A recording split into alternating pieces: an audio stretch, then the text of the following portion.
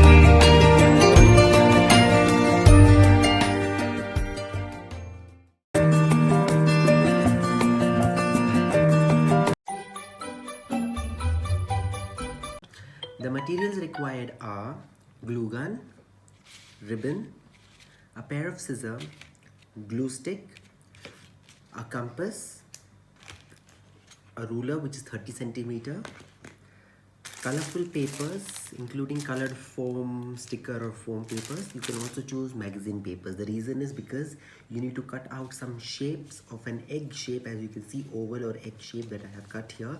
Some I have cut out of foam, some I have cut out of colored paper, some I have cut out of magazines. Okay, different printed designs, you know, so you just need them. How many you need, it all depends upon the circle of your ring. Okay, how big is the circle of the ring? We need to cover it up. So let us come forward and see how to prepare your wreath.